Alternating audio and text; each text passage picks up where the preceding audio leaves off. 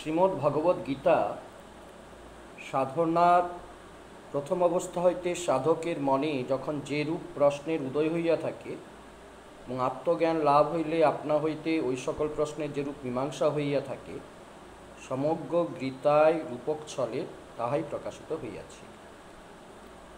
শ্রীমদ্ ভগবদ গীতাতে অর্জুন তিনি হচ্ছে আমাদের শরীরস্থ পঞ্চতত্ত্বের মধ্যে নাভি পদ্মস্থিত তেজ তত্ত্ব, মানে আমাদের নাভিতে যে চক্র আছে সেই চক্রের তেজ তত্ত্ব হচ্ছে অর্জুন। এই তেজ তত্ত্ব জিজ্ঞাসা করছেন, কাকে জিজ্ঞাসা করছেন? শ্রী ভগবানকে।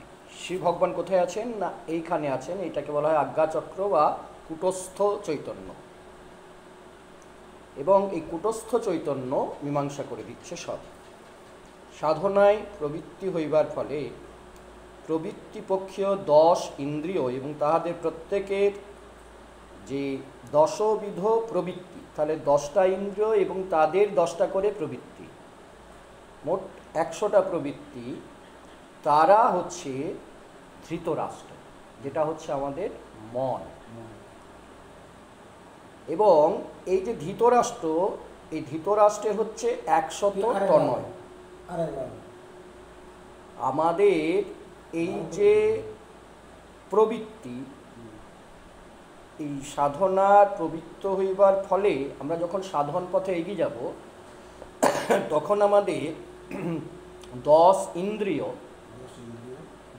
ইন্দ্রিয় সে আমাদেরকে বাধা দেবে এবং প্রত্যেকটা ইন্দ্রিয়ের আবার 10বিধ প্রবৃত্তি রয়েছে।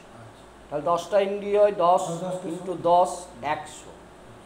তাহলে এই যে প্রবৃত্তি, প্রথমে প্রবৃত্তি আমাদেরকে জানতে হবে। প্রবৃত্তি হচ্ছে রূপক ছলে ধৃতরাষ্ট্র, আর ধৃতরাষ্ট্রের 100 সন্তান। ঠিক আছে, 100 সন্তান। এবং ধৃতরাষ্ট্র হচ্ছে অন্য কেউ নয়, আমাদের মন। কারণ মনেই এই প্রবৃত্তি এবং আমাদের যে ইন্দ্রিয় সেখানে আমাদেরকে বাধা দেবে। তো দুর্যোধনাদি এই 100 তনয় সাধককে সাধন মার্গ হইতে নিবৃত্ত করবার জন্য নিবৃত্ত পক্ষীয় পঞ্চপাণ্ডবের বিরুদ্ধে কুরুক্ষেত্র অর্থাৎ আমাদের দেহরূপ রণক্ষেত্রে যুদ্ধার্থে দণ্ডায়মান হইয়াছে। তাহলে আমরা সাধন পথে এগিয়ে যেতে চাই। সেই সাধন পথে এগোতে গেলে আমাদের যে পঞ্চপাণ্ডব এই রূপক ছলে এরা যখন সাধককে সাধন পথে এগিয়ে নিয়ে যাবে, তখন এই যে 10 × 10 100 জন বাধা দেবে। এবং তাহলে কি হচ্ছে, একজন তোমাকে সাধন পথে, ধরো তুমি গীতা শুনতে চাও, তোমাকে এগিয়ে নিয়ে যেতে চাই, তোমাকে সাহায্য করতে চাই, কিন্তু 100 জন তোমাকে বাধা দিচ্ছে। এই যে বাধা, এই যে পঞ্চপাণ্ডবের সঙ্গে 100 কৌরবের লড়াই, সেটা অন্য কোথাও নয়, সেটা হচ্ছে আমাদের এই যে দেহস্থ কুরুক্ষেত্র, সেইখানেই সংগ্রামটা হচ্ছে।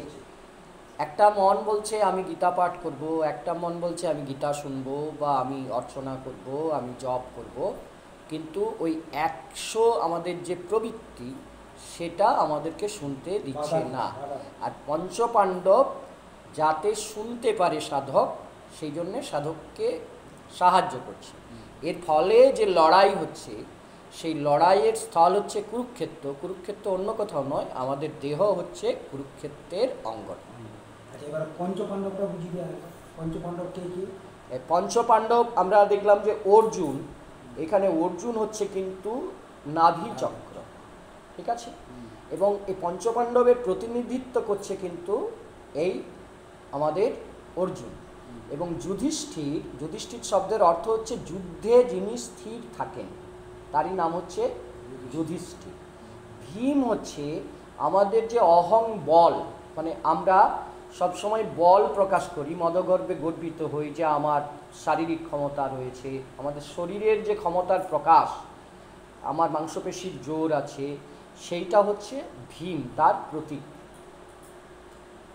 তাহলে এখানে আমরা যুধিষ্ঠির, ভীম, অর্জুন, এবারে দুজন রয়েছে নকুল আর সহদেব।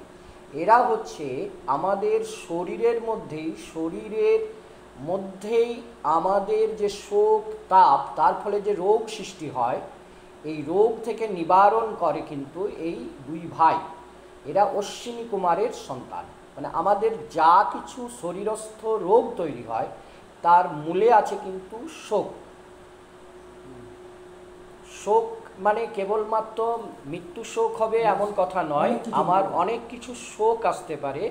সেই শোক থেকে সাধককে কী করে না আমাদেরকে সাধন পথে এগিয়ে নিয়ে যায় হচ্ছে নকুল এবং সহদেব। ঠিক আছে? এবং অর্জুন হচ্ছে তেজস্তত্ত্ব। এই যে ধৃতরাষ্ট্র মন, সে হচ্ছে অন্ধ, সুতরাং তিনি এই যুদ্ধ ব্যাপারের বিবরণ সঞ্জয়কে, সঞ্জয় অর্থ হচ্ছে দিব্য দৃষ্টি। মানে আমাদের অনেক সময় দেখা যায় আমরা কোনো জায়গাতে বসে অন্য জায়গাতে কি হচ্ছে সেটা আমরা বুঝতে পারি, অনুভব করতে পারি। সেটা হচ্ছে আমাদের দিব্য দৃষ্টি, সেটাই হচ্ছে স্পিরিচুয়াল ভিশন।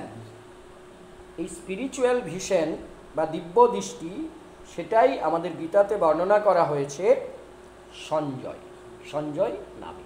এই হচ্ছে গীতার মূল বিষয়।